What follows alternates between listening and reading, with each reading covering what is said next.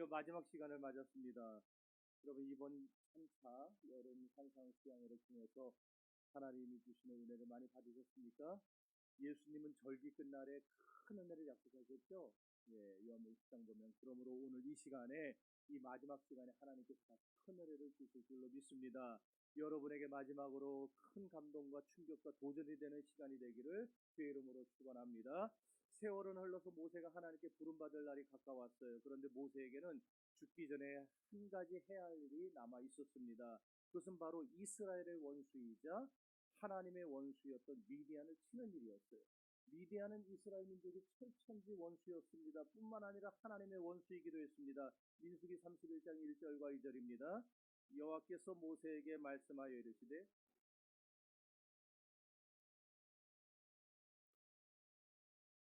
민수기 31장 2절과 3절 다시 읽습니다. 이스라엘 자손의 원수를 미디안에게 갚으라. 그 후에 내가 내 조상에게로 돌아가리라. 모세가 백성에게 말하여 이르되 너와 함께 있는 사람들 가운데서 전쟁에 나갈 사람들을 무장시키고 미디안을 치러 보내어 여호와의 원수를 갚되. 아멘. 여기 보면 이스라엘 자손의 원수, 하나님의 원수라 그랬어요. 그럼 도대체 미디안이 왜 이스라엘의 원수가 됐고 하나님의 원수가 됐던 것일까?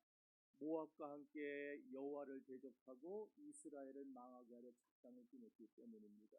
이스라엘이 광야에서 가나안에 들어가기 위해 모압 평지에 들렀을 때 일이었습니다. 모압 왕 발락은 이스라엘이 두려웠어요. 이스라엘이 자기들에게 특별한 해를 끼친 것도 없었습니다. 그냥 이스라엘이 막 번성하는 게 두렵고 가나안 땅에 들어가는 게 못마땅했던 겁니다. 하나님이 그렇지만 사방에 두려움을 심어주셔서 이스라엘과 전쟁을 벌이는 것도 겁이 났어요. 그래서 모압 왕 발락은 어떻게 전쟁을 하지 않고 이스라엘을 망하게 할 수 있는 방법이 없을까 고민을 하다가 미디안 족속의 방백들과 결탁을 해서 음모를 하나 꾸미게 됩니다. 민수기 22장 2절에서 4절입니다.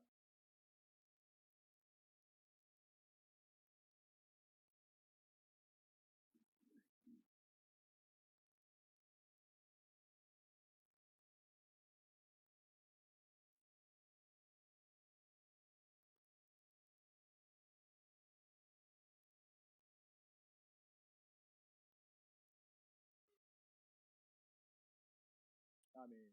그러면 왜 이놈들이 이스라엘을 시기했는가? 모압 왕 발락뿐만 아니라 미디안 사람들도 이스라엘이 잘 되는 것을 왜 그렇게 배합했느냐? 모압은 누구의 후손이죠? 롯의 후손이에요. 롯의 후손. 창세기 19장 36절입니다. 롯의 두 딸이 아버지로 말미암아 임신하고 큰 딸은 아들을 낳아 이름을 모압이라 하였으니 오늘날 모압의 조상이요 작은 딸도 아들을 낳아 이름을 베남이라 하였으니 오늘날 암몬 자손의 조상이었더라. 아멘. 그런가 하면은 미디안은요 아브라함의 후처 있죠. 사라가 죽고 나서 두 번째 부인을 얻잖아요. 정식으로 부인을 얻어 결혼을 하는데 그 부인의 이름이 그두라였습니다. 그 그두라의 후손들이 미디안이었어요. 창세기 25장 1절입니다.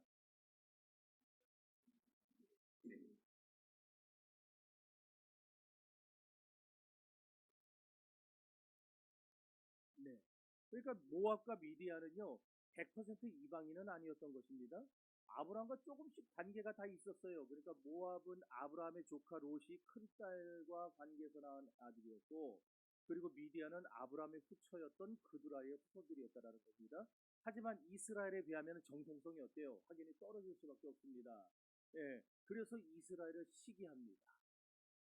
나중에 여러분도 오바댜서에 가게 되면은요, 그 오바댜서에 에돔 족속이 나오는데 에돔 족속은 누구의 자손이에요? 에서의 자손이에요. 어. 근데 그 수많은 민족들 가운데 에돔 족속이 이스라엘에 끼친 해악이 둘째가라면 서러할 정도로 컸습니다. 왜냐? 에돔 족속도 이스라엘이 미운 거예요. 시기하고 질투하고. 그래서 다른 사람은 그냥 넘어갈 수 있는 일도 에돔 족속은 어떻게든 꼬투리를 잡아서 이스라엘을 괴롭혀야 지속이 풀리던 그런 사람들이에요. 오늘 모압과 미디안도 그랬다라는 겁니다. 자기들의 정통성이 떨어지니까 이스라엘을 괜히 미워하고 시기합니다. 그래서 이 두 민족이 서로 결탁을 해서 이스라엘을 무너뜨리기로 했던 거예요. 그러면 이스라엘을 무너뜨리기 위한 그들의 계략은 어떤 거였는가? 바로 발람을 이용하는 거였습니다. 발람은 유브라데 강가 만신전에 있던 점술사였습니다. 우리식으로 하면은 박수무당이 아마 제일 가까울 거예요. 그러니까 발람은 당시 메소포타미아 지역에서 최고로 용하다는 소문이 났던 사람이에요. 그래가지고 모압 왕 발락이 미디안 족속의 장로들과 결탁을 해서 발람에게 수많은 뇌물을 주고 초빙을 해옵니다. 그리고는 이스라엘을 저주해달라고 요청하게 되는 거예요. 민수기 22장 5절.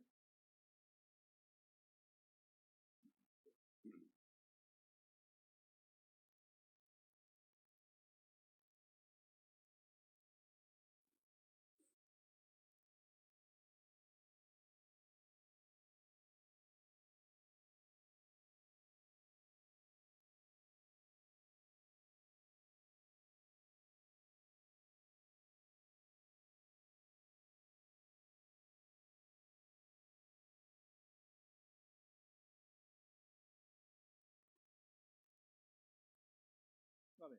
여기 보니까 청건대 와서 나를 위하여 이 백성을 저주하라 그랬어요. 저주하라. 그런데 하나님께서 발람의 입을 그냥 주장해 버리는 거예요. 발람의 입을 마치 사자가 그 누구의 다니엘을 물지 못하도록 사자 입을 꽁꽁 묶어놓던 것처럼 발람의 입을 딱 막아버리니까 발람이 아무리 이스라엘을 저주하려고 해도 발람의 입에서는 저주가 쏟아지는 게 아니고 축복이 쏟아지는 겁니다. 그러니까 모아방 발락이 더 열받는 거예요.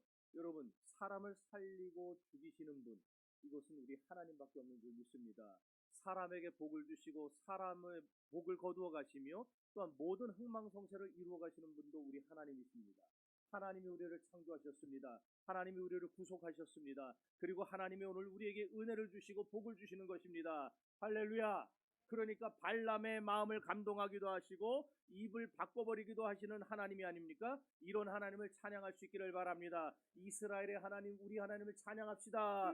지존의 하나님, 이스라엘의 하나님, 여호와 샬롬, 평강의 하나님, 이스라엘의 하나님, 영원한 하나님, 그는 여호와 치료의 하나님. 찬양하세 할렐루야, 찬양하세 오 할렐루야. 그는 여호와 전능의 하나님, 그는 여호와 승전의 하나님.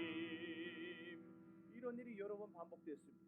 이스라엘을 저주하려고 바알산당에 올라가서 재래의식을 해도 하나님이 그 입에 저주가 아니라 축복을 넣어주니까 엉뚱하게 축복이 흘러나와요. 그럴 때마다 발락이 얼마나 열이 받는지.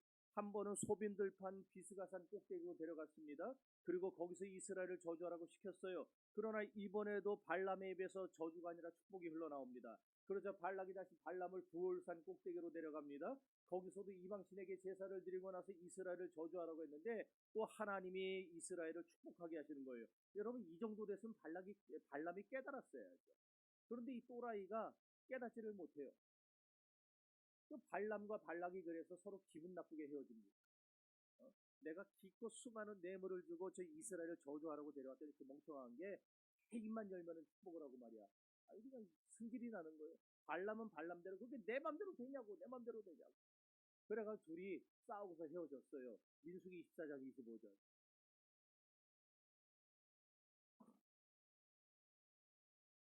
아멘. 여기서라도 끝냈다면 좋았을 것을 발람이 돌아가다가 발락이 제시했던 금은보화가 막 눈에 아른아른거리는 겁니다. 용서하고 들어서요. 젠장, 내가 제대로 저주만 했더라도 그게 다 내 건데. 그래, 너무너무 아까워요. 어떻게 무슨 방법이 없을까? 내가 저거를 어떻게든 가져가야 되는데.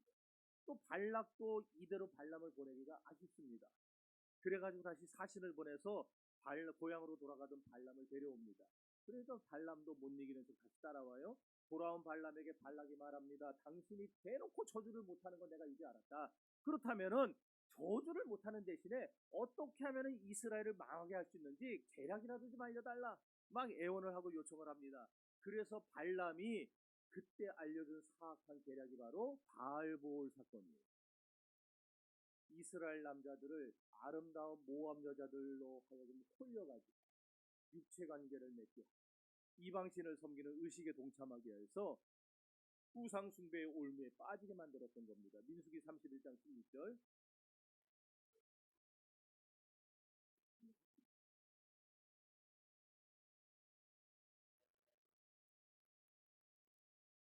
아멘. 이 사건이 얼마나 충격적이었으면요. 세상에 요한계시록에서도 언급될 정도입니다. 요한계시록 2장 14절입니다.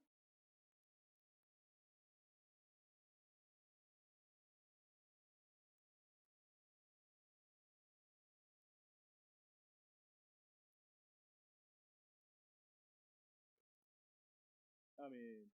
당시 모압의 주시는 그모스라는 분이었어요. 저거 보세요. 뭐처럼 생겼어요? 예, 황소 머리를 하고 있죠? 그리고 저 밑에는 지금 구멍이 뻥 뚫려져 있는데 문처럼. 저기 지금 뭐 하고 있는지 보이세요? 장작대고 있는 거예요. 장작. 근데 요 그모스가 이렇게 팔을 이렇게 들고 있는데, 사실은 그 암몬은 몰렉을 섬겼어요. 모압은 그모스를 섬기고, 근데 사실 몰렉과 그모스가 똑같은 길입니다.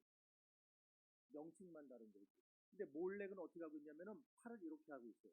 아니, 요거 왜 이렇게 하고 있을까요? 쟤는 지금 이렇게 서 있는데 몰래 암몬은 왜 이렇게 하고 있을까요? 생각을 해봐. 모르겠어요? 모르겠어요? 에? 장남을 그 팔에다 올려놓고 불에 태워 죽이는 거예요. 그게 몰렉 제사와 그모스 제사예요. 그모스는 그냥 불에 태워 죽입니다. 거기다 집어넣어서. 근데 몰렉은 잔인해요. 저 불 속을 걸어가게 만들어요. 안 걸어가려고 그럴 거 아니에요, 애가. 그러면 뒤에서 창으로 찔러요, 막. 그러니까 찔러서 죽느니 애가 걸어가는 거예요. 그러면은 저 불길을 한번 툭 지나가고 나면 애가 탁 완전히 화상이 있고 다 있죠? 그럼 걔를 그 팔에다 올려놓고 토박토박 내는 거예요. 그래서 죽이는 거예요. 그게 이방신들의 제사법이에요. 발람이 발락에게 주었던 아이디어가 바로 저 그모스에게 제사 드리는 방법이었어요. 그모스에게 제사 드리기 전에 꼭 뭐를 했냐면은 저 그모스 신전에는 여사제들, 성창이라고 부릅니다. 창녀들. 그런 창녀들과 왕으로부터 시작해가지고 이 모압의 백성들이 그 신전에서 성범죄를 맺게. 그래가지고 그모스나 몰렉이 흥분해가지고 신들끼리 또 관계를 한다는 거예요. 그래야 이 땅에 비가 내리고 이 땅에 바알 숭배하고 똑같죠? 이 땅에 비가 내리고 이 땅에 오곡백과가 자라고 이 땅이 다 잘 된다. 그게 그모스 신앙이었고 몰렉 신앙이었어요. 자, 그런데 발락이 이스라엘의 유력자들에게 초청장을 보낸 겁니다. 모압의 종교식이 뭐라고요? 저거, 그모스죠.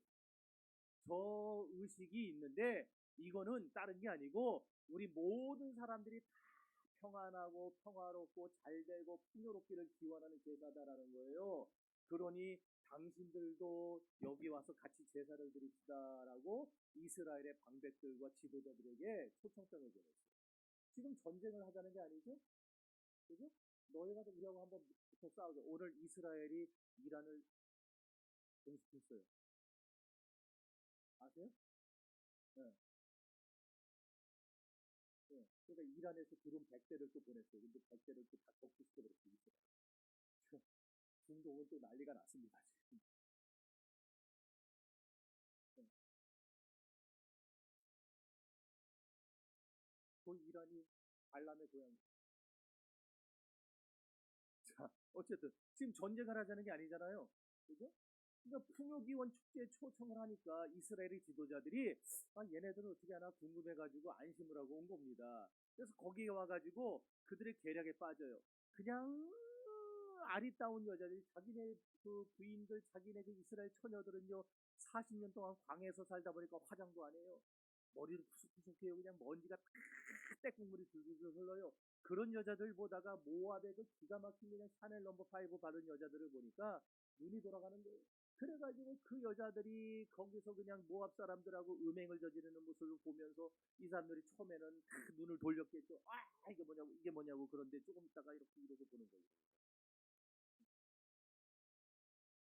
여러분, 우리가 할 수만 있으면 신령한 것을 많이 봐야 됩니다. 싫어요? 아멘이요.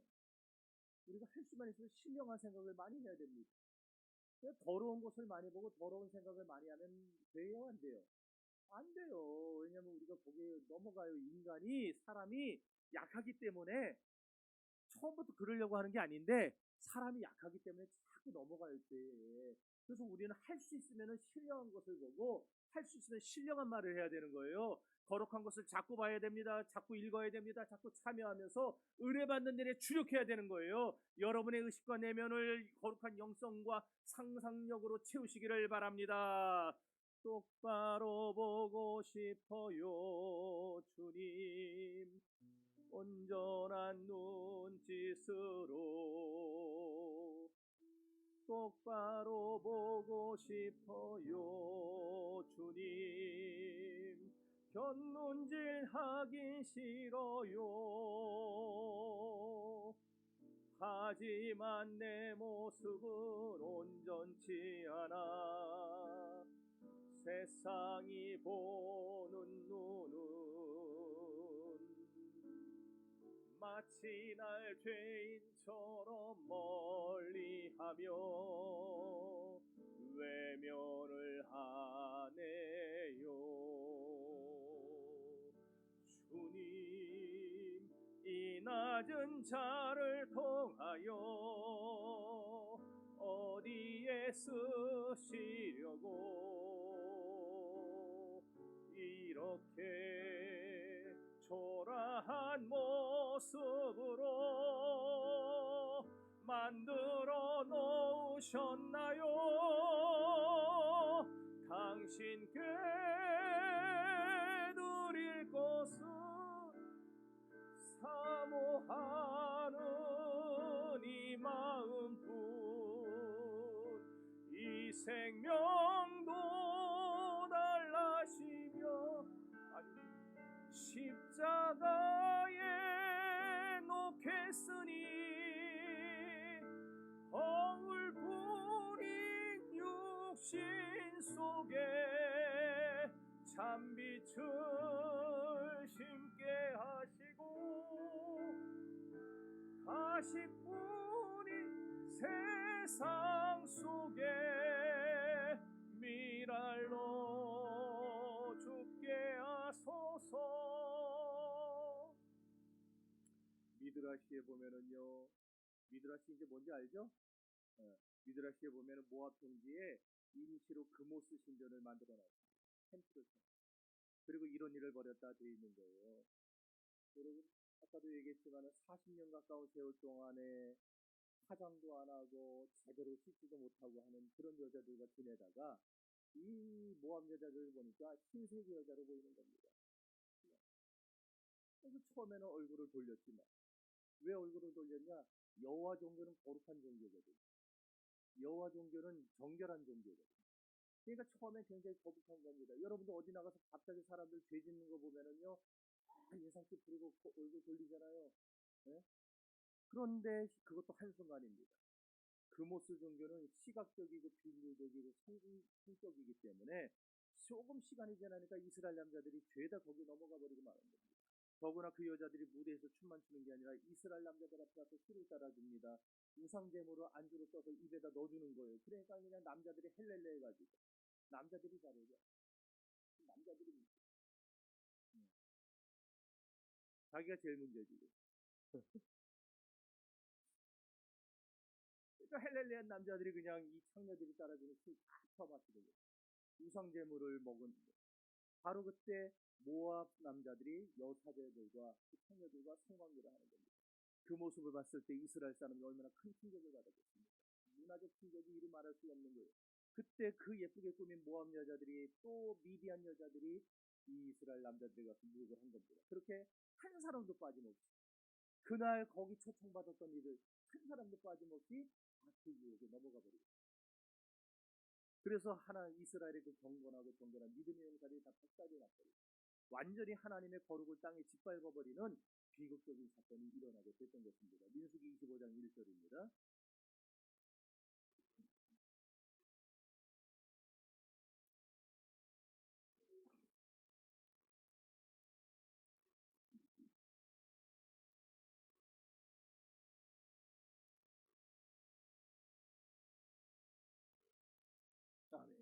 이 일로 하나님께서 엄청나게 진노하십니다. 왜? 그야말로 이스라엘의 자존심과 거룩을 짓밟아버린 사건이었거든요. 하나님이 주신 은혜를 그따위 창녀들에게 다 팔아먹어버렸습니다. 그래서 하나님이 얼마나 진노하셨는지 몰라요. 하나님의 자존심이 완전히 땅에 떨어져 버렸습니다. 얼마나 하나님의 자존심이 짓밟혔는지 상하셨는지 모릅니다. 그래서 하나님께서 거기에 참여했던 백성들의 수령들을 잡아다가 뭐라고 하시냐면은 저 태양을 향하여 여호와 앞에 목매달아 죽이라 명령하시는 겁니다. 왜냐하면은 백성들이요 그모스를 뭐라 믿었었냐 하면 태양신이라고 믿었었거든요. 그러니까 좋다. 너희들이 그토록 좋아하는 금오수나 식구 빨아보고 죽어라 하고서는 그들을 태양을 향하여 목매달아 죽이라 그런 거예요. 멍청한 놈들, 내가 태양을 만들었는데 어떻게 태양이 신이 된단 말이냐? 애굽의 태양신도 내 손에서 애굽을 건져내지 못하였거늘 어떻게 모압의 태양신이 너희를 건져내고 너희를 축복할 수 있다는 게 말이 되느냐? 그래, 너희가 섬기는 태양신이 어디 너희를 진짜 구원할 수 있는지 한번 보자. 이렇게 해서 하나님이 태양신 금오스에게 숭배를 하고 또 바알볼에 가담했던 모든 이스라엘 방백들을 다 죽여버리라고 명령하셨던 겁니다. 민수기 25장 4절입니다.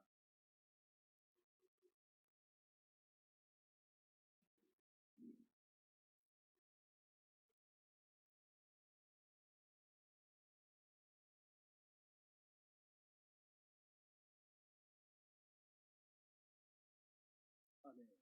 그 사람들을 전부 죽이고 났더니 그제서야 하나님의 진노가 이스라엘에게서 떠났어요.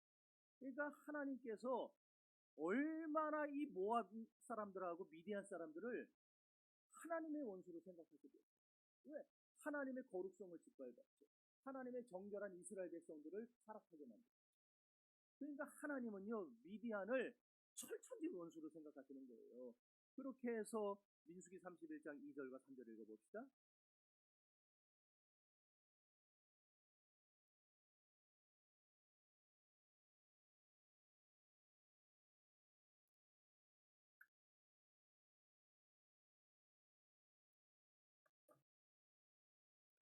아, 네. 이 원수를 명령. 이런 이유로 하나님은 이스라엘의 원수요 하나님의 원수 미디안을 치러 가셨던 겁니다. 그러므로 오늘 저와 여러분도 하나님의 원수와 싸우는 삶을 살아가야 합니다. 교회의 원수와 싸우는 생활을 해야 됩니다. 신앙생활을 하면서 그저 마음이나 치유받고 마음의 힐링이나 받고 안이나 얻어가려고 하는 그런 신앙생활에서 이제 우리가 탈피해야 돼요. 적어도 우리는 하나님의 원수가 누군지를 알고 신앙생활을 해야 됩니다. 교회의 원수가 누군지 알아야 된다는 거예요. 그래야 아군끼리 안 싸우고 적군하고 싸울 수 있는 겁니다. 교회 동지들과 싸우지 말고 교회의 원수와 싸우는 영적 전쟁을 하시기를 바랍니다.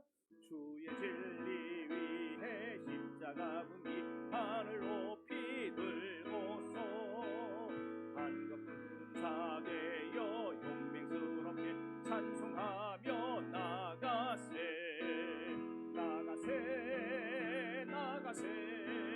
주 예수만을 위하여 목숨까지도 바치고 싸움터로 나가세. 원수들이 비록 강하지라도 주의 군기 붙잡고 주의 진리 위해 용기 다하여 분발하여 싸우세. 나가세 주 예수만을 위하여 목숨까지도 바치고 싸움터로 나가세. 그런데 이제 여기서 질문을 하나 할 수 있어요. 그게 뭐냐? 하나님께서 왜 모압을 치라고는 안 하시고 미디안만 치라고 하십니까? 왜 모압은 안 치고 미디안에게만 원수를 갚으라고 하십니까? 사실 모압이 먼저 유혹했잖아요. 그죠? 오히려 발람을 데려오는 일에 모압왕 발락이 더 적극적으로 주도적으로 나섰었는데 왜 하나님은 모압을 치라, 하나님의 원수 모압이라 그러지 않고 하나님의 원수 미디안을 치라고 했던 거죠. 신명기 2장 9절 한번 읽어봅시다.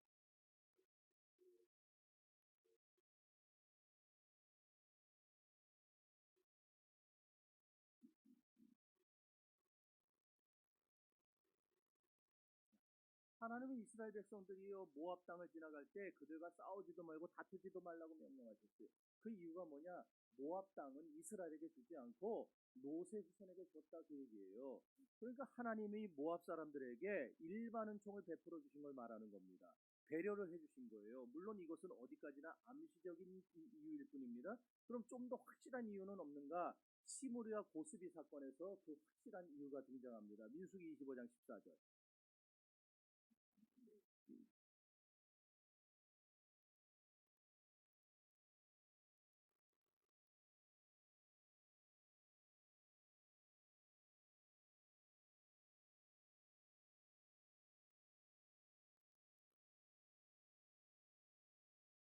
아, 네. 여기 시므리라고 하는 남자하고 고스비라는 여자가 나와요. 근데 이 두 남녀가 연놈이 제2의 바알보올 사건을 일으킵니다. 그러니까 모압 평지에서 바알보올 사건을 일으키고 나서 얼마 뒤에 제2 바알보올 사건이 또 일어났다는 거예요. 그러면 시므리와 고스비 사건이 뭐냐? 그리고 이 사건의 발단은 어떻게 시작되는가? 발락은요 바알보올 사건으로 종기부를 찍습니다. 이제 더 이상 이스라엘을 유혹하고 저주하는 일을 포기해버립니다. 그리고 발을 뺐어요. 그런데 미디안 사람들은 이제 포기하지를 않아요. 그래서 이스라엘을 망하게 할 더 구체적인 계략을 짰는데 그때 나온 게 미인계였다는 겁니다. 그래서 미디안의 왕 수르의 딸 고스비를 이스라엘에 잠입을 시켜요. 미드라시 하면은요 고스비는 절세 미인이었습니다. 그런데 고스비가 제일 먼저 누구에게 접근했느냐면은 모세에게 접근했어요. 그럼 뭐하러 저런 구스 여자 저런 새까만 흑인하고 사느냐. 오늘 밤 나하고 한 잔에 그거 하자고 딱 꼬신 거예요. 그렇다면은 미디안이 왜 모세에게 접근을 했을까요? 왜 미디안이 모세에게 접근했어요? 먼저 제가 여러 번 얘기했는데 그렇죠. 지도자 하나 무너뜨리면은요 그 집단과 그 공동체 무너지는 건 일도 아닙니다. 그러니까 모세 하나 무너져 보세요. 이스라엘은 그 즉시로 다 작살납니다. 그러니까 마귀는 그걸 너무 잘하는 거예요. 그래서 공격할 때 꼭 지도자를 공격합니다. 목장에서 목자를 공격합니다. 전도회에서 전도회장을 공격합니다. 항상 거기에 있는 모임의 지도자들, 앞서 섬기는 사람들을 넘어뜨리려고 하는 거예요. 그래서 미디안 왕이 자기 딸을 희생시키면서까지 모세를 공략하려고 한 거예요. 이걸 볼 때 미디안이 모압보다 얼마나 더 이스라엘을 증오하고 미워했는가를 알 수가 있는 겁니다. 그렇지만 모세가 미디안 이 유혹에 고스비의 유혹에 까딱했다 그랬어요? 까딱도 안 했어요. 한 방에 거절하고 쫓아내니까 이 여자가 그 다음에 간 게 누구겠어요? 그 다음에 간 게 바로 시므리였어요. 시므온 지파의 주령 시므리. 민수기 24장 14절.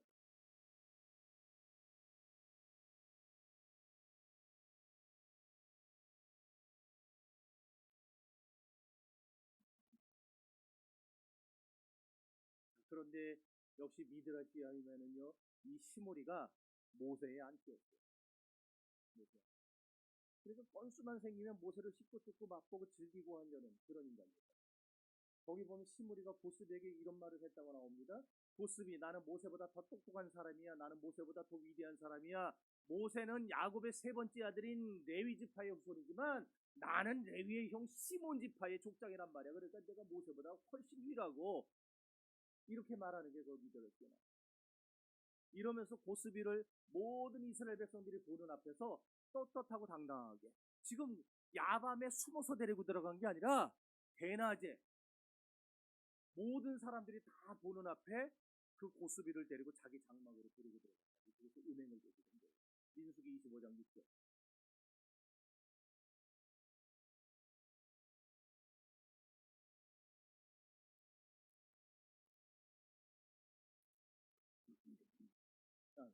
이 모습을 보시고 하나님이 얼마나 기가 막혔을까.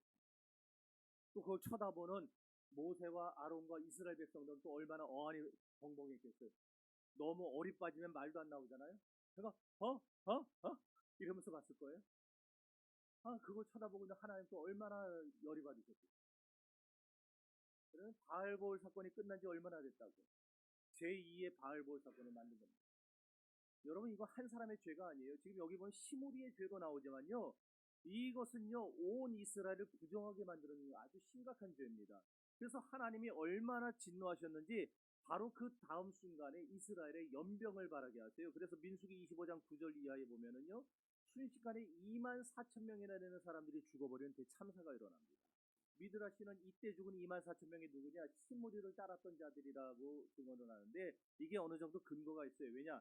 민수기 1장에서 시몬 지파가 남자 20세 이상, 60세 이하 장정만, 싸움에 나갈 장정만 몇 명이었느냐? 5만 9,300명이었어요. 그런데 나중에 민수기 26장에 가보면은요, 2만 2,200명으로 줄어버립니다. 순식간에 3만 7,100명이 줄어버린 거예요. 다른 지파들은 거의 줄지를 않았죠? 아니면 더 늘기도 했잖아요. 지금 37,100명이 줄었는데 전체적으로 따졌을 때 몇 명 줄었다 그랬어요? 기억 안 나요? 네, 1820명. 전체 따졌을 때 1820명 줄었는데 시몬 지파에서 37,100명이 줄어든 거예요. 그러니까 얼마만큼이나 줄어든 거냐고요. 자, 민수기 1장 23절을 읽어봅시다. 26장 14절.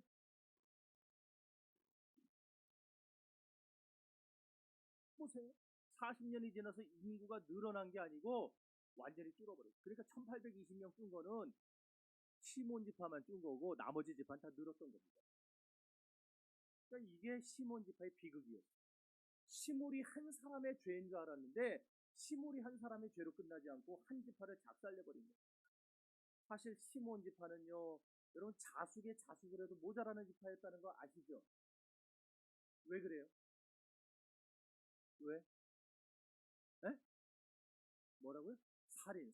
예. 아, 맞아요. 야곱이 세겜에서 살 때 시몬과 레위가 야곱에게 큰 해를 입힐 뻔했습니다. 여동생 디나가 세겜 추장의 아들 하몰에게 강간을 당하고 그 집에 감금이 됐어요. 하몰이 사람을 보냅니다, 야곱에게. 그래서 내가 당신 딸 디나를 사랑하니까 나하고 결혼하는 걸 허락해달라 요청을 해요. 그때 야곱이 울며 겨자 먹기로 그러려면 너희가 다 할례를 받아야 된다. 우리는 할례 안 받은 민족하고는 결혼할 수가 없다. 하나님이 그렇게 명령하셨다. 그러니 너희가 할례만 받으면 내 딸을 너희에게 주고 너희 딸들을 우리 아들들과 결혼시키겠다. 그렇게 얘기를 해요. 그래가지고 세겜 족속의 모든 남자들이 다 그 말을 믿고 할례를 받았는데 3일째 고통이 가장 극에 달했을 때에 시몬과 레위가 집에 돌아와서 그 사실을 알고서는 어때요? 가가지고 밤중에 그냥 칼로 그 모든 세겜 남자들을 싹 다 죽여버린 겁니다. 정말 큰일이 아닐 수 없었어요. 세겜 족속과 결혼 동맹을 맺은 자들이 그 주변에 있었고 세겜 족속과 이미 결혼해가지고 사돈 관계에 있는 족속들도 그 주변에 있었는데 그들이 이 얘기를 듣고 나면 어떻게 하겠어요? 군대를 이렇게 해서 쫓아올 거 아닙니까? 아무리 야곱이 지금 잘 나간다고 해봐야 72명인데 종들까지 합해봐야 뭐 아브라함에게 318명 있었으니까 그거 다 있었다 그래도 아이고 380명 400명밖에 안 되는데 그 주변에 있던 사람들이 무장하고 와서 야곱을 맘먹고 죽이려고 그러면 못 죽이겠습니까? 그러니까 큰일 난 거예요. 그래서 야곱이 덜덜덜 떱니다. 다행히 하나님께서 그때 주변 모든 민족들에게 두려움을 심어주셔서 야곱을 치러 올 생각을 아무도 못해요. 그래서 그 틈을 타서 야곱이 무사히 세겜을 빠져나오게 됩니다. 그때 사건이 얼마나 충격적이었으면요. 야곱이 죽어가면서 자식들을 다 물러나서 그가 축복을 하잖아요. 12자녀들 다 축복하잖아요. 그런데요, 시므온만큼 축복을 안 합니다. 12아들 다 축복을 하는데 시므온은 축복을 안 하고 저주를 해버렸어요. 그 저주의 결과 시므온 지파는 이스라엘 모든 지파들 중에 제일 약한 지파였습니다. 창세기 49장 5절에서 7절입니다.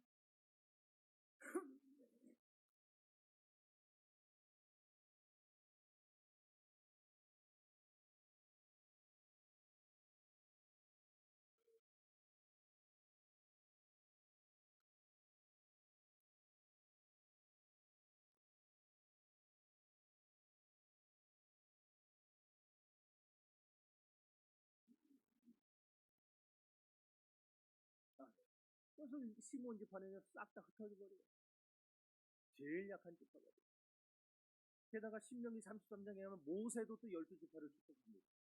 창세기 49장에서는 야곱이 축복했고 신명기 33장에서는 모세가 축복을 하는데 그때도 모세가 시므온 지파를 빼버려요. 축복하는. 그런 시므온 지파의 후손인 시므리가 모세를 또 대적하는 거예요. 사람들을 충동질하고 작당해서 모세에게 대들고 그의 권위에 도전해요. 여러분, 저는 가문의 죄를 가문에 흐르는 저주를 끊어라 그런 거는 저는 인정 안 합니다. 솔직히 그런 주장에 동의 안 해요. 하지만 이런 걸 보면은요, 그런 건 있는 것 같아요. 믿음의 조상들에게 내려오는 축복을 무시할 수는 없는 것 같습니다. 그러니까 우리는 어떤 일이 있어도 하나님 편에 서야 돼요. 또 언제나 축복받는 줄에 서야 됩니다. 여러분, 레위를 보세요. 사실 레위하고 시므온하고 도끼 이겼긴 아니에요? 똑같이 했잖아요. 똑같이 죽였잖아요. 그런데 아니, 세상에 레위도 축복을 받아요?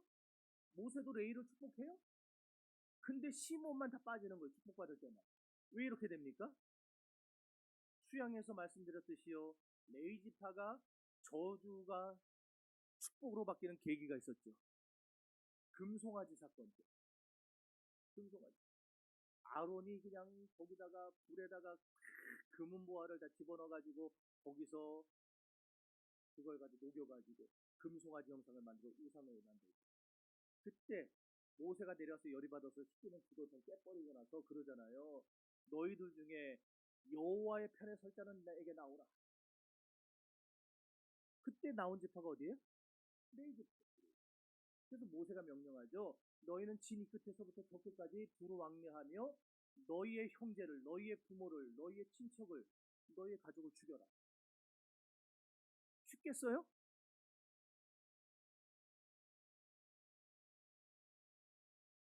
그나마 다른 지파 사람들은 조금 더 수월하게 죽였을지 몰라도 자기 지파 사람들, 자기 부모 죽이는 게 쉽겠네요. 그런데 레위 지파가 그 일을 해냅니다. 그러니까 여러분, 가족보다 교회가 우선이고 가족보다 하나님이 우선인 거예요. 아멘 안 하네.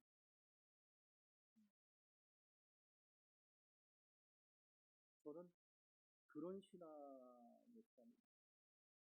나는 가족보다 언제나 교회가 우선이다. 가족보다 하나님이 우선이다. 지금까지 그렇게 살았어요. 이거는 뭐 떳떳하게 말해요. 여러분, 레위가 그때 하나님 명령대로 형제자매를 죽이면서까지 하나님의 진노를 당한, 그 결과 어떻게 됐어요? 레위 지파는 자손 대대로 하나님을 섬기는 지파가 됐어요. 그리고 하나님의 녹을 먹는 지파가 되고 하나님과 가장 가까운 지파가 됐어요. 하지만 시므온 지파는 계속 주의 종을 대적하고 공동체를 무너뜨리는 지파가 되고 말았습니다. 그러므로 여러분은 언제나 습관적으로라도 하나님을 가까이 하시기 바랍니다. 하나님 편에 서시기 바랍니다. 축복받는 줄에 서시기 바랍니다. 은혜 받는 줄에 서시기 바랍니다. 왜냐? 주님을 가까이 하는 것이 우리에게 가장 큰 축복이기 때문입니다. 내 주를 가까이 하게 함은 십자가 짐 같은 고생이나 내 일생 소원은 늘 찬송하면서 주께도 나가기 원합니. 내 고생하는 것, 내 고생하는 것 옛 야곱이 돌베개 베고 잠갔습니다. hom에도 소원이 늘 찬송하면서 주께도 나가기 원함. 천성에 가는 길, 천성에 가는 길 험하여도 생명길 되나니 은혜로다. 생명길 되나니 은혜로다. 천사 날 부르니, 천사 날 부르니 늘 찬송하면서 주께도 나가기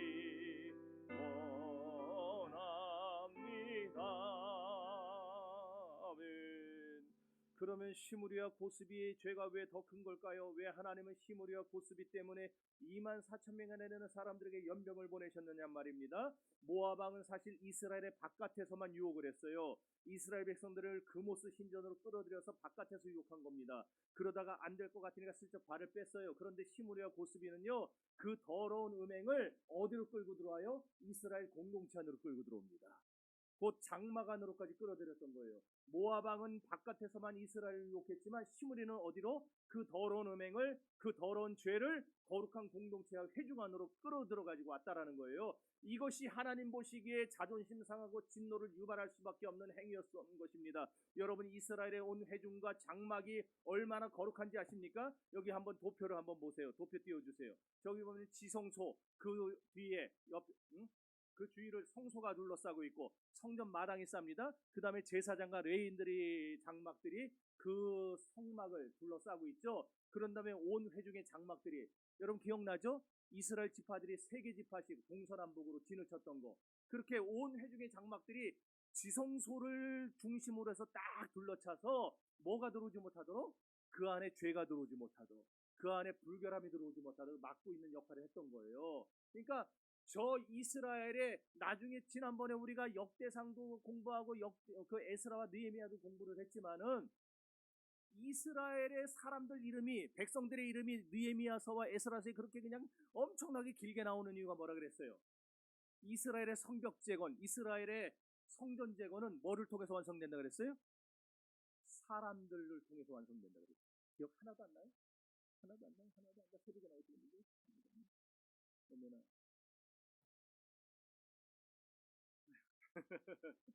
그러니까 이스라엘의 장막들은요, 집은요, 그냥 집이 아닌 거예요. 다 뭡니까? 하나님의 성막을 보호하는 담벼락들이었던 거예요. 담을 왜 세워요? 다른 도둑이 들어오지 못하게 세우는 거 아니에요. 마찬가지로 이스라엘의 집들은 이스라엘 내에 더러움이 들어오지 못하도록, 음행이 들어오지 못하도록, 죄가 들어오지 못하도록 막는 하나님의 거룩한 방파제 역할을 했던 겁니다. 그런데 이렇게 거룩한 공동체를, 이렇게 거룩한 장막을 저들이 무너뜨려 버립니다. 여러분, 저 장막이 얼마나 거룩하냐면은 문둥병이 생기거나 또는 부정한 자들은 어떻게 됐었죠? 진 밖으로 쫓아냈죠? 진 밖으로 쫓아냈잖아요. 그 사람들이 쫓겨났다가요, 다 병이 나왔어요. 그래서 진 안으로 들어올 때도 그냥 들어올 수 있었나요? 그냥 못 들어옵니다. 심지어 전쟁터에 나가가지고 시체를 보거나, 전쟁터 나갔으니까 당연히 시체 보겠죠. 사람 죽는 거 한두 번 보겠어요? 시체 보거나 잘못해서 시체를 밟는 사람이 있을 거 아니에요. 그런 사람들도 부정하게 됐어요. 그래서 전쟁터에 나갔던 사람들도요, 승리해서 돌아올 때 곧바로 이스라엘 공동체 안으로 못 들어와요. 꼭 진 밖에서 기다려야만 됩니다. 공동체 바깥에서 기다려요. 며칠 동안 기다려야 되느냐면 7일 동안 기다려요. 7일 동안. 하루가 아니에요. 7일을 기다려야 돼요. 그러다가 민수기 19장에 보면은요, 붉은 암송아지의 잿물로 정결한 물을 만들었는데 그걸 온몸에 뿌립니다. 그런 다음에야 정결한 상태가 되어서 다시 진 안으로 들어올 수가 있었던 거예요. 문둥병에 걸렸던 사람이든 시체를 밟았던 사람이든 전쟁에 나갔던 사람이든 또는 이스라엘의 어떤 그런 규례들에서 부정하다고 제사장이 판단한 사람이든지 간에 진 밖으로 쫓겨났다가 정결한 잿물을 뒤집어 쓰고 그제서야 7일 만에 들어올 수가 있는 거예요. 왜? 이스라엘 공동체의 거룩을 깨지 않기 위해. 하나님이 그렇게 이스라엘의 장막들을 귀하게 여기신 겁니다. 이스라엘의 집들을 귀하게 여기신 거예요. 그리고 또 심지어요, 어떤 일이 있었냐면은 암송아지의 잿물을 만든 사람, 제사장이 만듭니다. 암송아지의 잿물을 만들었어요. 그럼 그 사람도 부정하게 됩니다. 아니, 제사장이 뭔지가 있어요. 하나님 만들려고 그래서 만든 건데. 근데 그 잿물을 만들어서 부정해져요. 만들어져서 부정해지니까 어떻게 하느냐? 자기가 입었던 옷을 속옷까지 싹 다 빱니다. 그리고 목욕을 하고 저녁까지 진 밖에 쫓겨나 있습니다. 그 사람들. 그리고 하루가 온전히 지난 다음에, 해가 진 다음에 자기의 머리부터 잿물을 뿌리고 그러고 진 안으로 들어올 수가 있었던 거예요. 자, 읽어봅시다. 민수기 19장 9절.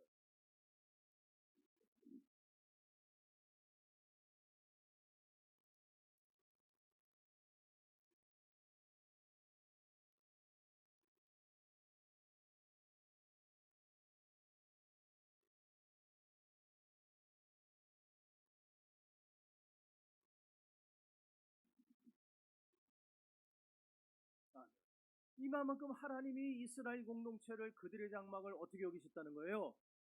거룩하게 여기셨다는 거예요. 그런데 시므리라는 놈이 감히 창녀에 가까운 여자를, 그런 여자를 이스라엘 온 백성들이 보는 앞에서 보란듯이 데리고 들어와서 이스라엘의 거룩한 장막집에 끌고 들어가 거기서 행음을 한 겁니다. 그러니 이 일이 하나님 보실 때 얼마나 천불나는 일이에요. 여러분, 호세아 선지자는 하나님을 가리켜 우리의 신랑이라고 불렀어요. 우리는 하나님의 신부라 그랬잖아요. 아니, 이사야 선지자도 보면요, 우리를 하나님의 신부라 그랬어요. 그래서 거기 보면 여러분 아는 유명한 말들 나옵니다. 헵시바요, 뷸라요, 그런 말 나옵니다. 헵시바, 뷸라가 뭐예요? 나의 신부라는 말이에요. 그러니까 하나님이 여러분을 신부라고 여겨주는 거예요. 여러분, 그렇습니다. 하나님 우리의 남편입니다. 세상 어느 남편이 자기 신부가 바람 피우는데 가만 놔두겠어요? 몰래 바람 펴도 억장이 무너질 텐데 집으로 보란듯이 데리고 들어와? 하나님께서 거룩하게 구별해 주신 이스라엘의 장막집은 하나님의 장막과 다름이 없었습니다. 그런 거룩한 장막에 여자를 데려와 행음을 한 겁니다. 민수기 25장 6절.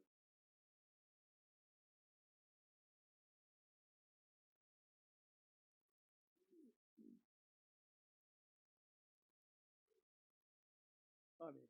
여러분, 그러니 이 얼마나 간땡이가 부은 놈이란 말입니다. 여러분은 죄 짓는 데는 겁쟁이가 되셔야 됩니다. 죄 짓는데 담대하지 마세요. 예, 하나님을 믿는데 담대해야 됩니다. 우리는 조그만 죄도 두려워해야 됩니다. 대신 하나님의 일을 하는데 우리가 강하고 담대해야 될 줄로 믿습니다. 사명을 감당하며 헌신하고 희생하는 데는 누구보다 앞서 나가고 누구보다 담대하시기를 주의 이름으로 축원합니다. 너 시험을 당해 죄 짓지 말고 너 용기를 다해 곧 물리치라. 너 시험을 이겨 새 힘을 얻고 너 예수를 믿어 늘 승리하라. 우리 구주의 힘과 그의 위로를 빌라. 주님 내 편에 서서 항상 도우시리. 그런데 이를 누가 끝까지 조종한 줄 아세요?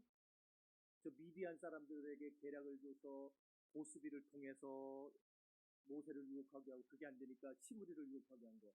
요 뒤에서 이걸 전부 다 조종한 놈이 누군지 아세요? 발람. 끝까지 뒤에서. 발람이 가만 생각해보니까 이래도 안 되고 저래도 안 되겠거든요. 이스라엘이 어떻게든지 저주를 받게 해야 발락이 제시한 그 어마어마한 금은보화도 받고 미디안족 속에서도 그에만 먹는 금은보화를 받아갈 텐데 발락이 발을 빼버렸잖아요. 그러니까 받기는 받았어도 성에 안 차는 거예요. 그래서 발람이 모압 대신에 미디안 사람들에게 철석 달라붙은 겁니다. 아니면은 미디안 족속들이 발람에게 돈을 더 많이 주고 계략이나 자문을 구했겠지. 그래가지고 발람이 고스비의 전략, 곧 미인게레스라고 아이디어를 내준 거예요. 민수기 31장 8절.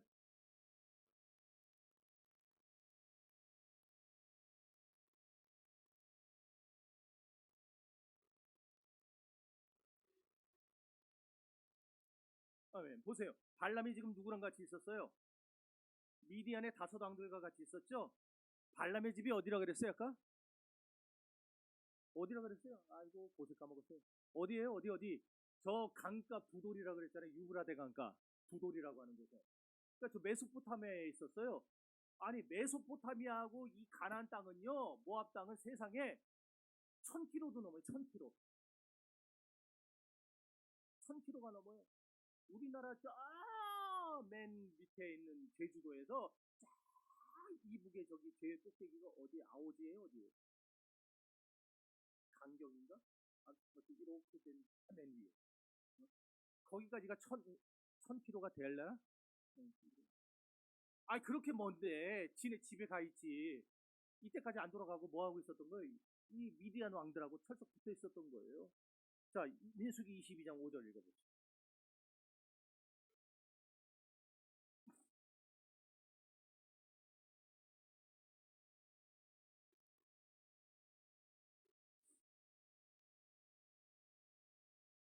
네. 그러니까 지금 모압이 발을 뺐으니까 발람은 지금 어디에 가 있어야 돼요? 집에 가 있어야죠. 집에 가 있어요. 그런데 발람이 집에 안 들어가고 누구랑? 미디안 왕들이랑 같이 있어요. 뭐 하느라고? 그들에게 끊임없이 이스라엘이 망하는 음모와 계략을 관계를 알려주고 이 계략을 미디안 족속이 사용한 겁니다. 그리고 마침내 시므리가 넘어가서 이스라엘 공동체 안에 고스비를 데리고 들어왔던 거예요. 그러므로 모압은 밖에서 유혹했지만 미디안 놈들은 그 부정한 죄를 이스라엘 공동체 안으로까지 끌어들이는 아주 의도적이고 악질적인 죄를 저질렀던 놈들이라는 거예요. 그런 의미에서 모압보다도 미디안 놈들이 하나님의 더 큰 원수고 하나님의 거룩한 공동체를 무너뜨려 버렸습니다. 하나님의 이스라엘의 더 큰 원수가 되고 하나님의 더 큰 원수가 돼버린 거예요. 그래서 하나님이 모압을 치라는 말은 안 하셨는데 미디안을 쳐라 그 말을 하신 겁니다. 그런데 지금 그것을 누구를 통해서 치라고 하세요? 비느하스를 통해서 치라고 합니다. 민수기 31장 6절.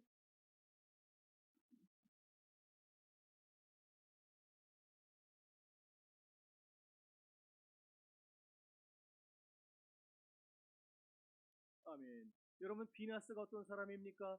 비느하스는 아론의 손자여 엘르아셀의 아들이었어요. 그런데 어느 날 시므리라고 하는 놈이 보습이라는 자를 데리고 오는 걸 봤어요. 그래서 모두가 다 어안이 벙벙해서 그냥 쳐다만 보고 있는데 이때 당시에 어떤 학자는 말을 합니다. 시므리의 권력이 모세에게 대놓고 안티를 할 정도면은 약했겠어요? 강했겠어요?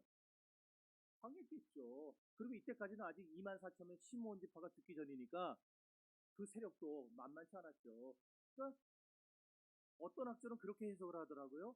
모세가 죽으면 백성들은 생각을 했다는 거예요. 시므리가 새로운 권력자가 될지도 모르겠다. 그러니까 여호수아가 그 당시에는 모세의 뒤를 이어 후계자가 될 거라고 생각을 못했다는 거예요. 왜? 여러분도 아시잖아요. 여호수아서 1장 1절까지 모세가 죽은 이후에 여호수아서가 쓰여질 때까지 여호수아를 뭐라 불렀어요? 모세의 시종이라 불렀어요. 모세의 시종. 그러니까 이스라엘 백성들이 눈으로 볼 때는요, 여호수아는 깜이 아니라는 거였어요. 모세 같은 저런 위대한 선제를 뒤이어서 우리를 이끌 만한 사람이 못 된다라고 생각했다라는 겁니다. 반면에 시므리는 강력한 시몬 지파의 그 모든 힘을 뒷받침하고 있었고 아주 강력하게 모세에게 대항하고 있던 그런 사람이었던 거예요. 그래서 어느 누구도 이 시므리가 그 짓을 할 때에 제지하고 나서지 못했다 그렇게 해석을 하더라고요. 그런데 바로 그때 누가 비느하스가 그냥 분기탱천해가지고 창을 들고 시므리의 장막에 들어간 거예요. 그랬더니 비느하스가 들어오는 줄을 모르고 음행을 저지르고 있던 그 시므리의 허리를 그냥 창으로 냅다 찔러버렸습니다. 그러자 그 창이 시므리의 등을 통해가지고 고스비의 배 창자까지 뚫고 나가버렸어요. 두 사람이 그 자리에서 즉사했습니다. 민수기 25장 7절입니다.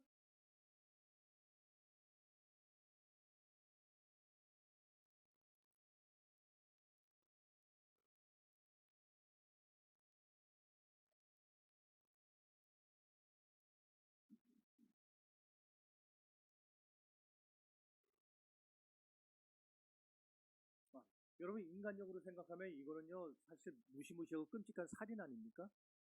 그냥 사람을 죽인 거잖아요. 그런데 당시의 신본주의 체제 속에서 하나님이 이걸 너무나 기뻐하십니다. 비느하스의 창이 그 시므리와 고스비의 허리와 창자를 관통해 버릴 때에 하나님의 무시무시한 진노가 풀렸다는 거예요. 그 증거예요. 연병이 그쳐버렸습니다. 저런 간땡이가 부은 놈이 있나? 감히 더러운 미디안의 창녀를 이 거룩한 이스라엘 장막에 데리고 들어와 저런 쳐 죽일 놈이 있단 말인가? 이스라엘 장막이 얼마나 거룩한 곳인데 얼마나 정결하고 거룩한 곳인데 세상에 저놈이 여호와의 영광과 성호를 짓밟다니 내가 반드시 하나님의 이름으로 그리고 하나님의 거룩성을 회복하기 위해서라도 반드시 저 연놈들을 죽이고 말리라.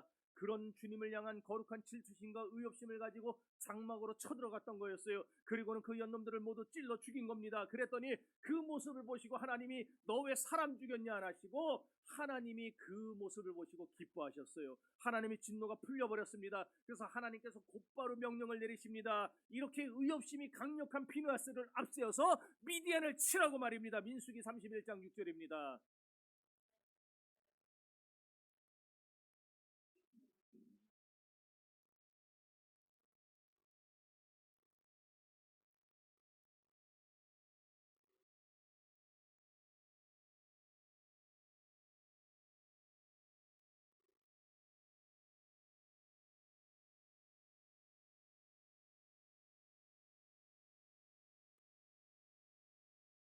아멘. 하나님이 이렇게 당신을 향한 거룩한 의협심이 가장 투철한 비느하스를 미디안 전쟁의 선봉장으로 세우신 거예요. 그리고는 미디안의 모든 남자들을 쳐 죽였습니다.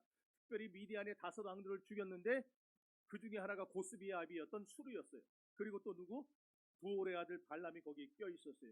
비느하스가 이 일을 잘 감당하니까 하나님이 너무너무 기뻐하셨습니다. 그래서 하나님이 비느하스에게 엄청난 축복을 약속하시는데 우리는 그것을 소금 언약이라고 부릅니다. 영원히 변하지 않는 언약이라는 겁니다. 그래서 자손만대로 그 언약의 내용을 보니까 비느하스의 자손만대로 하나님을 가까이서 섬기게 되고 제사장이 그의 후손 가운데 끊어지지 않을 것이라고 약속을 하게 됩니다. 민수기 25장 13절.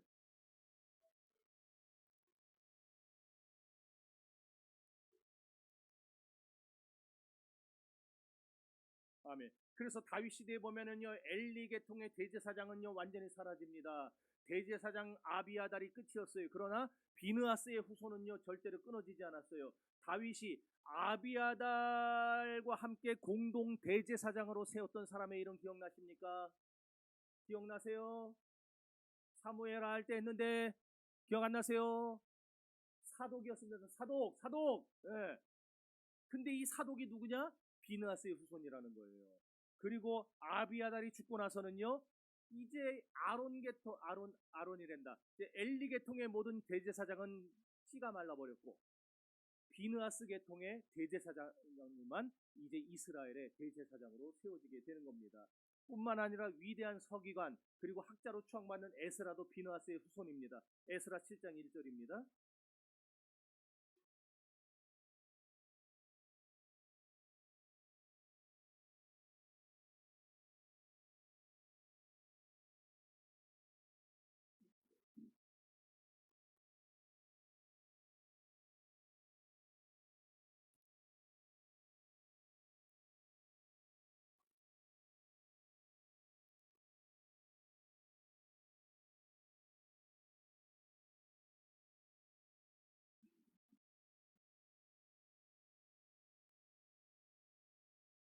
아, 네.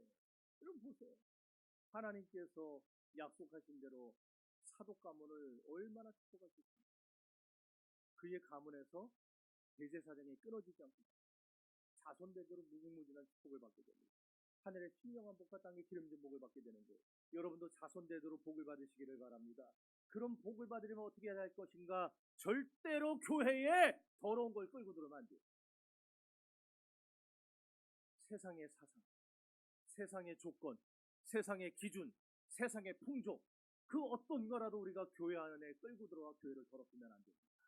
또 하나, 하나님의 원수와 싸워야 됩니다. 교회의 원수와 싸우라는 겁니다. 그렇다면 오늘날 하나님의 원수와 싸우는 게 뭐냐? 오늘날 교회를 무너뜨리려는 반기독교적인 정서와 사상과 싸우는 겁니다. 우리는 교회 공동체를 허물려고 하는 이 시대의 음모와 계략과 싸워야 됩니다. 반기독교적 정서와 사상과 싸우는 사람이 바로 오늘날의 비느하스요 진정한 하나님의 종인 것입니다. 하나님은 그런 비느하스를 높여주십니다. 세워주십니다. 축복해주십니다. 믿습니까? 그렇게 할 때 우리는 때로는 핍박도 받고 고난도 당할 수 있어요. 그러나 하나님은 반드시 비느하스 그 후손들에게 복을 주십니다. 그것도 대대의 복을 주십니다. 여러분 모두가 대대로 그런 복을 받으시기를 바랍니다. 반드시 내가 너를 축복하리라. 반드시 내가 너를 들었으리라. 천지는 변해도 나의 약속은 영원히 변치 않으리. 두려워 말라. 강하고 담대하라. 낙심하며 실망치 말라. 낙심하며 실망치 말라. 실망치 말라. 내 소원 이루는 날 속히 오리니 내게 영광 돌리리. 영광의 그날이 속히 오리니 내게 찬양하여라. 그런데 여러분 사실 비느하스는 싸우러 갈 필요가 있는 사람이었어요? 없는 사람이었어요? 없는 사람이었어요. 왜? 어째서요? 비느하스는 레위지파잖아요. 레위지파는 군사의 수에 넣었어요? 안 넣었어요? 안 넣었잖아요. 싸울 사람들이 아니니까. 레위지파가 싸워야 될 대상은요 사람이 아니었잖아요. 레위지파가 싸워야 될 대상은요 하나님의 원수들, 교회를 부정하게 만드는 것들과 세상의 것들이 들어오지 못하고 영적인 싸움을 하라고, 이 어둠의 세상 주관자들과 싸우라고 레이지파를 세우는 거잖아요. 그런데 무슨 일인지 군사를 개수할 때 아예 처음부터 빼놨던 레이지파였는데 비누아스를 거기 동참시키게 되는 겁니다. 그리고 결과는 대승을 거뒀어요. 미디안을 작살냈어요. 그런데 핫불사 천부장들이 이때 비느하스의 권면을 안 들은 것 같습니다. 살찐 짐승과 애들과 예쁜 여자들을 잡아갖고 옵니다. 민수기 31장 14절.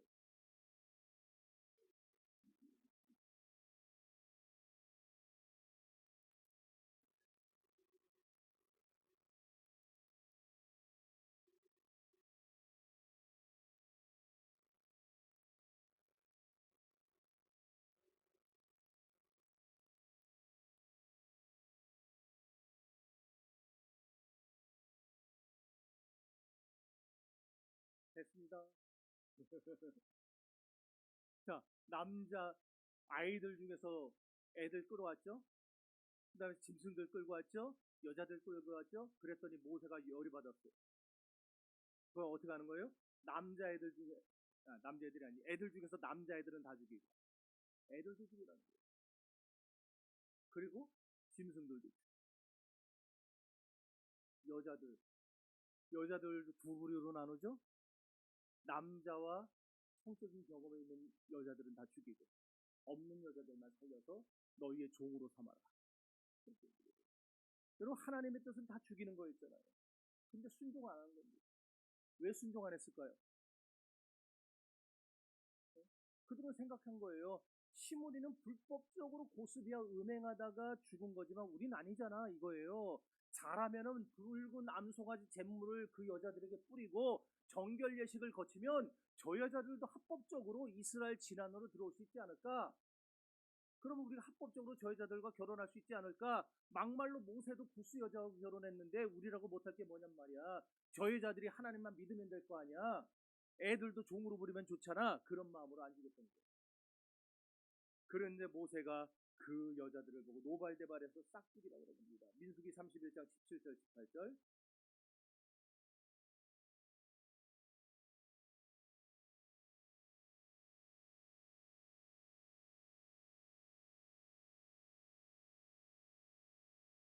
여러분 보세요. 하나님이 이렇게 이스라엘의 원수와 당신의 원수를 미워하신다는 사실을 보고 여러분도 깨달으셔야 됩니다. 하나님은 대충 넘어가는 분이 아닙니다.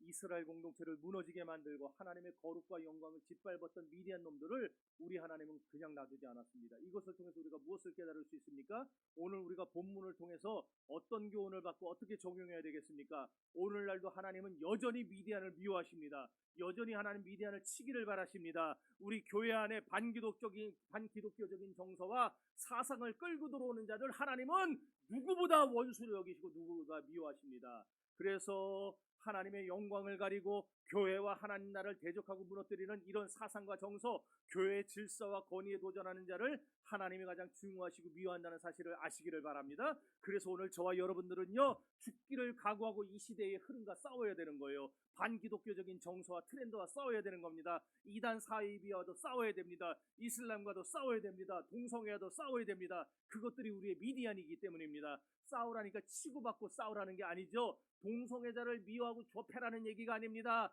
이슬람 놈들을 좁혀고 두들겨 패가지고 테러를 일으키라는 말이 아닙니다. 사람의 배후에서 자꾸 동성애를 하도록 부추기고 그들을 지원하는 그런 사상과 정신, 마귀의 더러운 괴계를 미워하고 싸우라는 겁니다. 이단과 사이비 이슬람도 마찬가지입니다. 우리는 사람과 싸우자는 게 아니에요. 그 사람들을 유혹해서 더러운 죄를 짓게 만드는 마귀를 미워하고 마귀와 싸워야 되는 것입니다. 우리 교회 안에 더러운 세상의 음행들이 들어오지 못하도록, 이 나라를 좀먹지 못하도록 우리는 주야로 깨어서 기도하며 하나님 앞에 나아가야 할 것입니다. 사랑하는 성도 여러분, 오늘 저와 여러분이 이 시대의 비느하스가 되어야 됩니다. 그래서 오늘날 영적인 미디안을 쳐부셔야 되는 거예요. 이 싸움이야말로 하나님이 가장 기뻐하시는 싸움입니다. 왜냐하면 하나님이 그것들을 가장 미워하시기 때문이고 그것들이 하나님 하나님의 원수들이기 때문입니다. 오늘날 교회를 허물고 하나님 나라를 무너뜨리려는 미디안 세력들과 싸우시기를 바랍니다. 그런 사람들이, 그런 여러분이 영적인 비누아스이고 영적인 전사입니다. 성도 여러분, 교회 바깥의 논리와 계산법을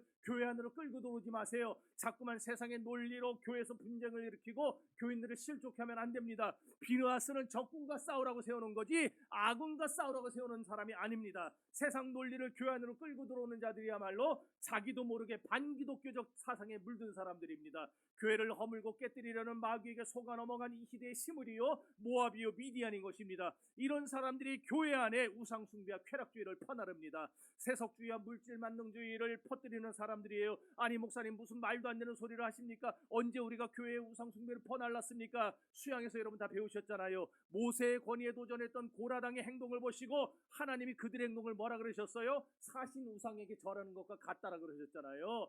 그러니까 그들이 왜 모세에게 대항했다라는 거예요? 교만하니까. 교만죄가 바로 하나님이 오실 때 우상숭배죄요, 음란의 죄요, 사술의 죄라고 그랬습니다. 그러므로 오늘 저와 여러분들도 모세 앞에서 너만 제사장이냐, 너만 레위인이냐 대들었던 그런 고라당의 전체를 밟지 말고 하나님 앞에서 겸손하게 우리가 교회를 아끼고 우리가 목회자를 섬기고 우리가 함께 하나 되어서 우리 교회 안에 들어오는 모든 잘못된 사상과 이단 세력들과 싸워야 할 줄로 믿습니다. 지금 한국 교회가 얼마나 그런 사람들 때문에 몸살을 앓는지 모릅니다. 그런 사람들은 이제 자기만 잘난 줄 알아요. 자기들이 제일 거룩한 줄 알아요. 그래서 교회를 개혁해야 된다고, 교회를 갱신해야 된다고 말합니다. 저 언젠가 말씀드렸죠. 자기 자신부터 개혁하고 교회를 갱신하자는 건 저는 찬성합니다. 그러나 자기는 개혁하지 아니하고 교회만 개혁하자고 하는 것은 그거는 다 마귀의 속삭임입니다. 그런 모습을 보시면서 하나님은 아파하시는 겁니다. 죄인 중에 괴수는 나지 저 사람이 아닙니다. 여러분 하나님 앞에서 언제나 여러분 스스로의 죄를 겸비하시고 회개할 수 있기를 바랍니다. 여러분 하나님 앞에서 깨닫지 못하고 저 사람이 회개해야 된다고, 저 사람이 지금 잘못하고 있다고 말하는 사람이야말로 하나님의 원수 중의 원수, 시무리 짓을 하고 있다는 사실을 깨달으셔야 됩니다. 그러므로 오늘 저와 여러분은 절대로 시무리가 되지 않도록 조심하셔야 됩니다. 반기독교적인 사상에 물들지 않아야 됩니다. 교회개혁이라는 명분을 내세운 책 같은 거 보지 마세요. 유튜브도 보지 마세요. 유튜브에 뭐 교회가 이러면 안 되면 이런 교회는 가지 마시죠. 그딴 거 보지 마세요. 제발 좀. 우리는 어떤 동기로든 하나님 편에 서야 됩니다. 비누아스가 되어야 됩니다. 괜히 공동체 안에 분쟁을 일으키는 시무리가 돼서는 안 됩니다. 우리가 어떤 동기로도 교회를 헐어서는 안 돼요. 목회자를 끌어내려서도 안 됩니다. 교회를 세우고 지도자를 세우고 성도를 세우는 성도가 되어야 됩니다. 하나님의 영광과 교회의 위상을 세워나가야 됩니다. 이렇게 무장한 다음에 밖에서 공격해 들어오는 반기독교적 정사와 싸워서 여러분의 가정을 지키고 교회를 지키셔야 됩니다. 우리는 외부의 적 모압과 싸워야 되고 미디안과 싸워야 됩니다. 그리고 내부의 적 시므리와도 싸워야 됩니다. 오늘 제가 여러분 앞에서 제일 먼저 오늘의 비누아스가 되겠습니다. 그러니 여러분도 12명 중에 12지파 중에 차출된 1000명들처럼 여러분도 이 시대의 미디안을 쳐부수는 영적 전사들이 되시기를 바랍니다. 그렇게 될 때 저도 비누아스가 되고 여러분도 영적 비누아스가 될 것입니다. 하나님은 비누아스에게 자손 대대로 축복을 약속하셨습니다. 오늘 이 밤에 비누아스가 되겠다고 다짐하는 저에게 그리고 여러분에게 우리 교회에 하나님은 자손 대대로 여러분을 축복하는 역사가 있을 줄 믿습니다. 그런 은혜와 축복이 있기를 주의 이름으로 축원합니다. 당신은 영광의 전사, 당신은 거룩한 전사, 당신의 승전을 찬양하나이다. 당신은 영광의 전사, 당신은 거룩한 전사, 당신의 승전을 찬양하나이다. 오른손으로 촛불을 부수시며 왼손으로 승리의 깃발을 펄럭이신 하늘과 땅의 모든 거짓신들은 벌하시고 심판하셨나이다. 당신은 영광의 전사, 당신은 거룩한 전사, 이제 승리를 내게도 주소서. 마귀들과 싸울지라 싸울지라 죄악 벗은 형제여 담대하게 싸울지라 저기 악한 적병과 심판 날과 멸망의 날 내가 섰는 눈앞에 곧 다가오리라. 영광 영광 할렐루야 영광 영광 할렐루야 영광 영광 할렐루야 곧 승리하리라. 마귀들과 싸울지 죄악 벗은 형제여 모함치는 무리들은 흉한 적이 아닌가. 무섭고도 더러운 죄 모두 떨쳐버리고 주 예수 붙들라. 영광 영광 할렐루야 영광 영광 할렐루야 영광 영광 할렐루야 곧 승리하리라. 할렐루야. 전능하신 아버지 하나님, 우리는